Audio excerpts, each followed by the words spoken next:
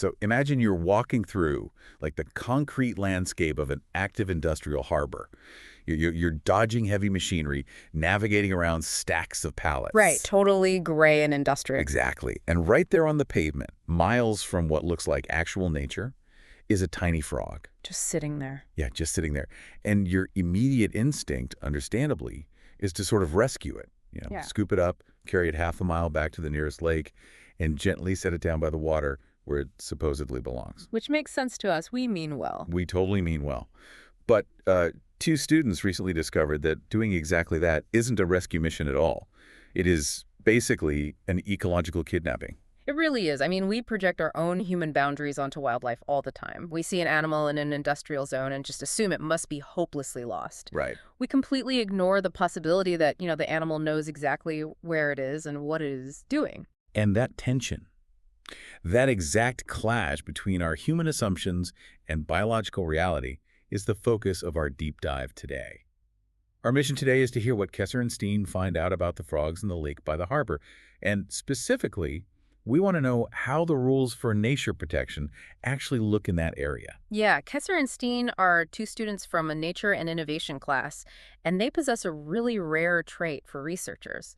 They don't just take conventional wisdom at face value. They actually look at what's in front of them. Exactly. They looked at the sheer volume of these well-intentioned citizens picking up frogs, toads, newts, and grass snakes from these harbor areas and carrying them back to the lake, and they recognized a pattern. Well, and for context, they already knew a pretty startling biological metric, right? Yeah, they knew that a water salamander, a newt, can travel up to 850 meters away from its breeding pond. Which is wild. I mean, 850 meters.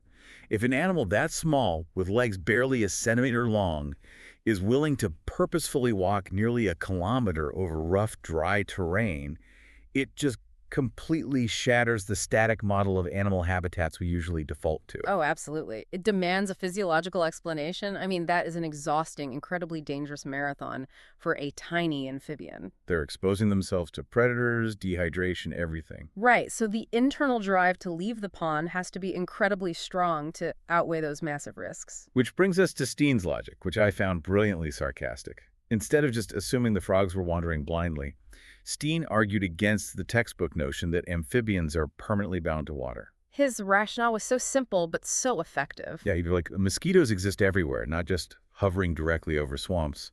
Fishermen don't only exist on the open sea, They spend plenty of time on land. He's highlighting a huge flaw in how we categorize the world. We base it on these very limited visual associations. And he takes it a step further. He points out that fish don't just magically fly into the exact same icebox at Aunt Green's fish shop just because they share the biological classification of fish. Fish cannot read street signs. Exactly. Fish can't read street signs. So why do we operate under the assumption that frogs do?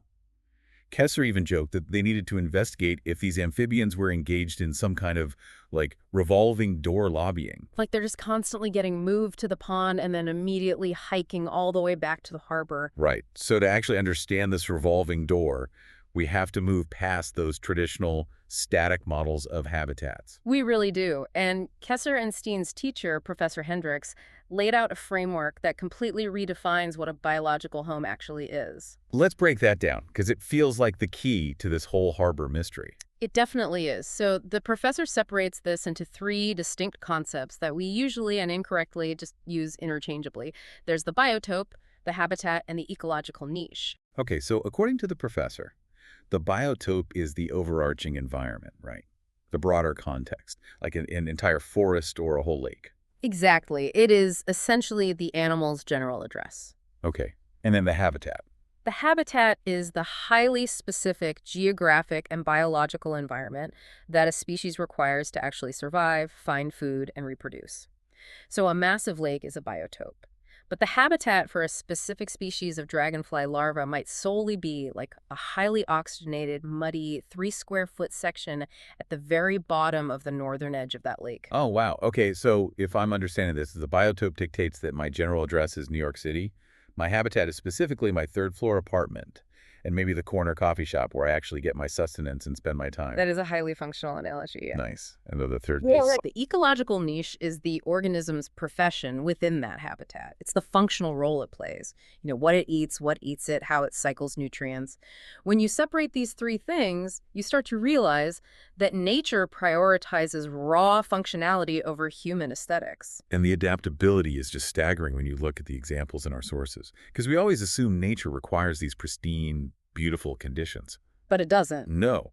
The sources point out that mosquitoes can execute their entire reproductive cycle in an old floating car tire. Oh, and the eels. Yes, the eels.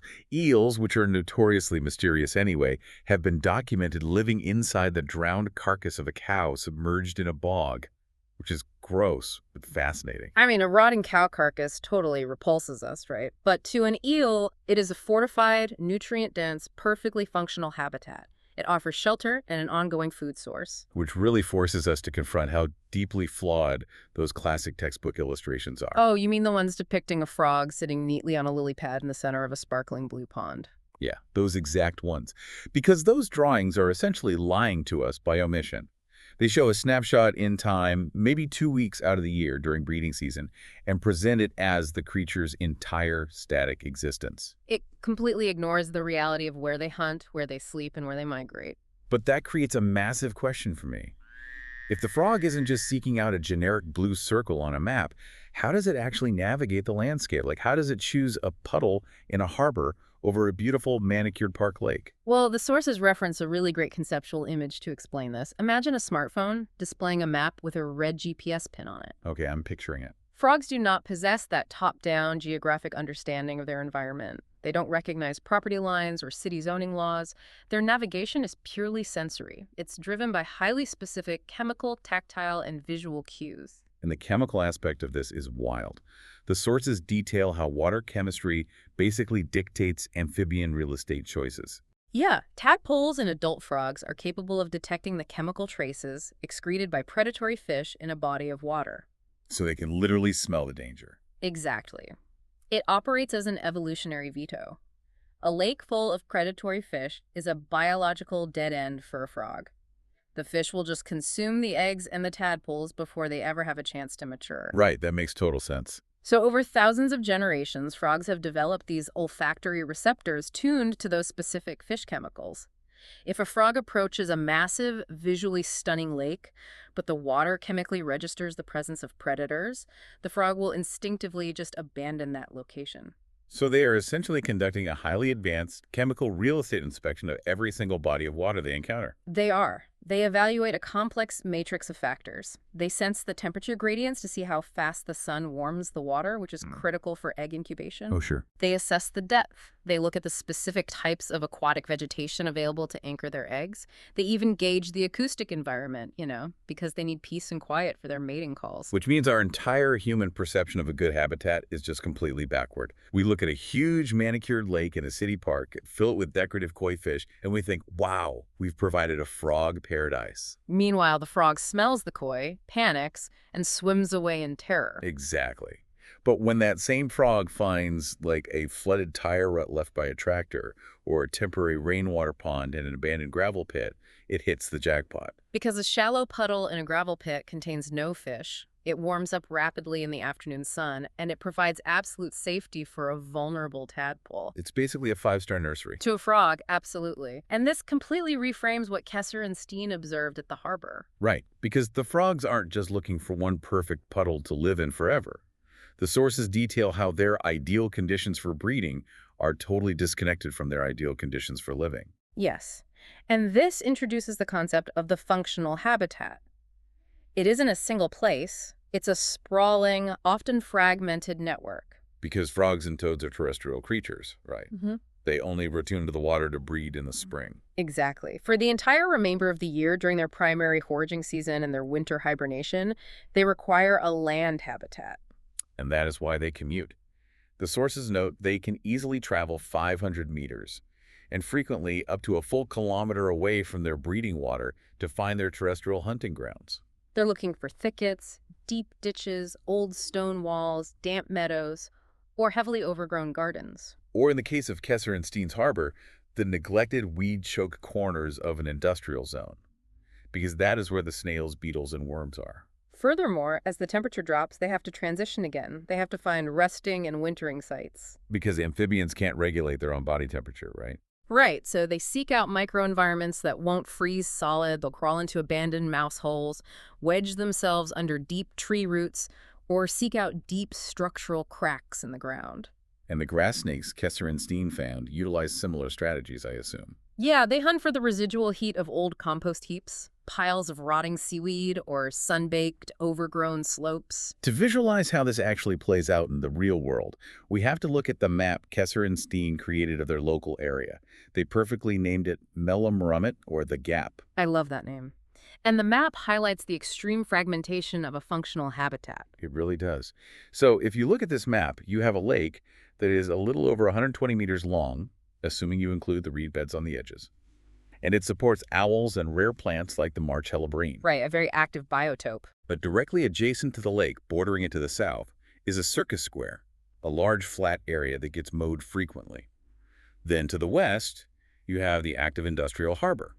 To the north are low-rise commercial businesses.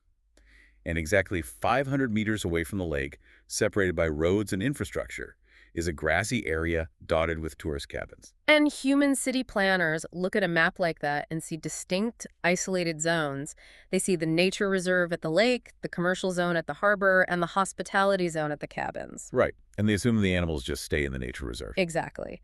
But a municipal biologist looking at that exact same map sees an integrated, sprawling ecological network. It's like we humans treat their homes like a tiny studio apartment. We assume they sleep, eat, and breed in one single room, the pond. This is a great way to put it. But the biological reality is that their home is a massive university campus. The pond is just the lecture hall they visit in the spring. The overgrown ditches by the harbor are the cafeteria where they hunt all summer. And the deep ground cracks beneath the tourist cabins half a kilometer away are the dormitories where they sleep all winter. And they have to commute between all these buildings just to survive a single year. Which loops us all the way back to the well-intentioned citizens at the harbor. When they found a frog near the tourist cabins in late autumn, picked it up, and carried it 500 meters back to the lake. They were essentially dragging a college student out of their dorm bed in the middle of a freezing winter night and dropping them off at an empty lecture hall. Exactly. The frog wasn't lost at all. It was hibernating exactly where it needed to be. The human intervention was actually incredibly disruptive to the animal's survival strategy. But, if their home is a sprawling, fragmented campus of puddles, ditches, and industrial debris, that creates an immediate nightmare for city planners. Oh, a massive nightmare. Because you can't just draw a neat little circle around a pond and say, nature protected. You have to protect the commute. And this is where human legal frameworks have had to fiercely adapt to map onto biological reality. Modern environmental law recognizes that protecting the water alone is completely useless if you pave over the cafeteria and the dormitory. You have to protect the invisible network. Yes. According to the sources, there are multiple layers to this legal force field, starting right at the local level. There's something called Section 3 protection. Basically, if a lake or a biological area hits a baseline size, specifically 100 square meters or larger, it automatically triggers a protected status. Right. And the core rule of Section 3 is that once a protected area is established, you legally cannot change the condition in or around that environment. Okay, so that provides a baseline defense. But the legal stakes seem to elevate dramatically when international law enters the picture, specifically the EU Habitat Directive. The Habitat Directive is huge. It forces member states to identify and rigorously protect threatened or rare nature types and the species that rely on them. It is vast in its scope. How vast are we talking? It covers over 200 nature types and 700 species across Europe. In Denmark, where Kesser and Steen's harbor is located, it covers approximately 60 specific nature types and over 100 species. Wow. And when you combine the Habitat Directive with the Birds Directive, you get the Natura 2000 network. And the map our students drew actually shows that the northern part of the fjord, right next to the active industrial harbor, is a designated Natura 2000 and bird protection area. It is. However, the most uncompromising legal tool detailed in our sources is the Annex 4 classification, or BILAG 4. BILAG 4, right. This is a list that grants strict, direct protection to specific rare and threatened species, and it's completely untethered from where they are physically located. And crucially, several amphibians are on this list, like the moor frog and the great crested newt. plus bats, which also utilize these fragmented habitats. And the language of annex them is absolute. It legally prohibits anyone from destroying, damaging, or deliberately disturbing the breeding sites or resting places of these species. You cannot even collect them. Because modern nature management understands the concept of the functional habitat. Right. So this legal protection reaches far beyond the water's edge. It extends hundreds of meters inland to cover those terrestrial foraging areas and crucial migration routes. But wait, practically speaking, how does a city function then? I mean, if a frog wanders a full kilometer away from a protected pond, hikes through an active industrial harbor, and decides to hibernate under a tourist cabin, does international law dictate that the harbor now basically belongs to the frog? Can a municipality ever build anything near water again? It creates a massive logistical bottleneck, definitely, and it shifts the burden of proof entirely onto human developers. Okay, so how did that look in practice? In practice, when a municipality is processing a permit for construction or even a cultural event anywhere near a place like Mellemrummet, they have to operate under the assumption that the entire green area functions as an integrated whole for these Annex 4 amphibians. So they can't just say, well, the proposed building site is 200 meters away from the pond's edge, so it won't affect the water, therefore it's fine. They absolutely cannot, because dropping a concrete foundation 200 meters away might sever the exact invisible highway the great crested newt uses to commute from the pond to the harbor, or paving a parking lot might entomb the specific deep ground cracks where the entire local population of amphibians survives the winter. Which brings us to the ultimate clash of worlds right there on Kesser and Steen's map. The sources highlight a highly specific high-stakes scenario, a circus and a massive music festival attempting to set up right next to this protected nature area at the harbor. And we often assume that temporary events get a free pass, right? Yeah, because the music festival is only there for a week. The infrastructure goes up, the crowds arrive, and then it all just disappears. But biological networks do not recognize temporary disruption. Right. Because the festival location sits within the buffer zone of the Natura 2000 area in the fjord and overlaps with the potential terrestrial habitat of these protected frogs, the municipality is legally barred from simply stamping a permit. They are required to conduct a rigorous screening, a significance assessment.